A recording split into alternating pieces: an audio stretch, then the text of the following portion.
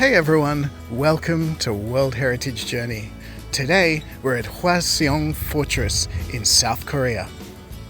So this is a mountain fortress built as an alternative capital in the 18th century, not far to the south of Seoul, capital city of South Korea. This World Heritage Site is noted for its incredible, well-preserved walls, bastions and towers. So let's have a closer look.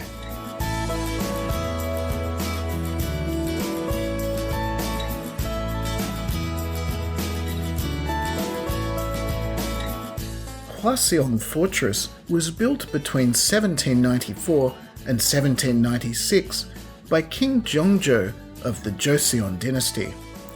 Wanting to escape persistent court intrigue and honour the memory of his father, Jeongjo ordered the fortress built as a secondary capital. On the site you'll find a palace along with a long set of walls and defensive structures. Intended to be an emergency palace to keep the government functioning during times of war, the palace was actually largely destroyed during the Japanese occupation of Korea and the subsequent Korean War as well, so the buildings on site are actually modern replicas.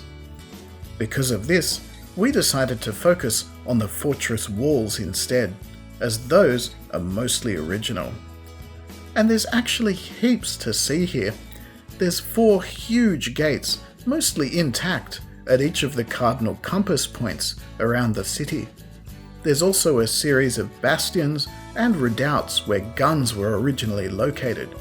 And there's a handful of secret gates too, where supplies and men could be discreetly moved in and out of the city during a siege. There's a series of 4 pavilions, each of which could serve as a command post, depending on where the enemy was located.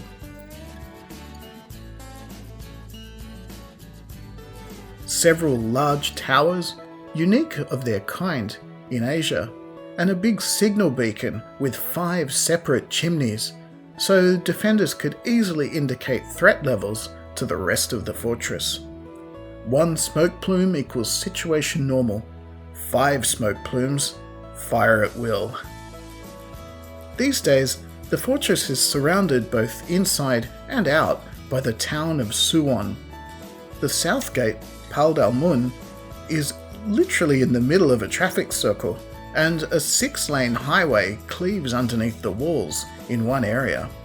But everything is generally in great condition, and we had a fantastic day walking along the 6-kilometre wall.